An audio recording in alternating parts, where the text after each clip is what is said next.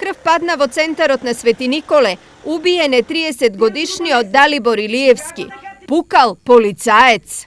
Појдел брат ми со колата, он трчал по колата, не можел да ја фате колата, брат ми едно 150 метра права е улицата, може се биле таму што снимале, завртела колата од страна на кај полицајецот пада возе. Полицајецот извади пиштол, репетира, рипна од страната, пука подзади него, значи брат ми го помине со колата, он пука на втората врата, скрши ја шофер шајмата и го погоди по уплешката подзади. Уплешката директно во срцето. И како може да утепува човек, он каже? Како може да утепува? Очевидци на настанот денес за телевизија Стар раскажуваа што се случило во центарот на Свети Николе. Видовме мала кавга помеѓу полицајецот, убиецот мислам, и убиениот, и како возеше потоа убиениот водеше со колата и полицајецот пука во него. Физичка пресметка не е била. Спречкале се таму, појде си човек, врти се на назад, он спрема него, извади пиштол, оде по него и одмина го он и после 30 метра пука него. Ни предупреден, еднашка пука, значи. Предупредување нема. Еден истрел има и тоа е тоа. Завршена целата работа.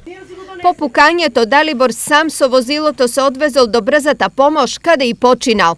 Службата за хитна медицинска помош слушнала сирена од возило, излегле во дворот и забележале машка особа заклопена со лицето, значи легната со главата врз воланот. По извршениот преглед е констатирано дека кај лицето има влезна огнострелна рана. Извршен е преглед и реанимација која што траела околу 15 минути, меѓутоа безуспешно. После 15 минути од приемот на пациентот настапила смрт.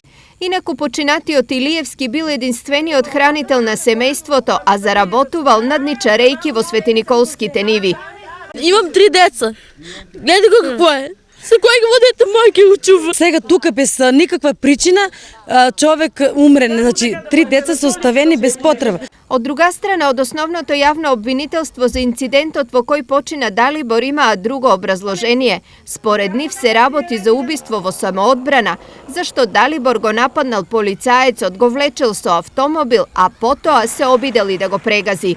Ова е местото каде што возачот на ладата, држејќи го полицаецот за рака, го влечел 10 метри по патот со возилото, при што од брзината на движење полицаецот палнал на патот.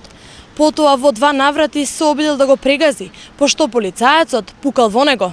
Сепак истрагата за убиството на 30-годишниот Далибор се уште не е завршена. Од основното јавно обвинителство информираа дека ги преземаат сите потребни действија за да се расветлат причините за употребата на огнено оружје од страна на полицаецот од полициската станица во Свети Николе.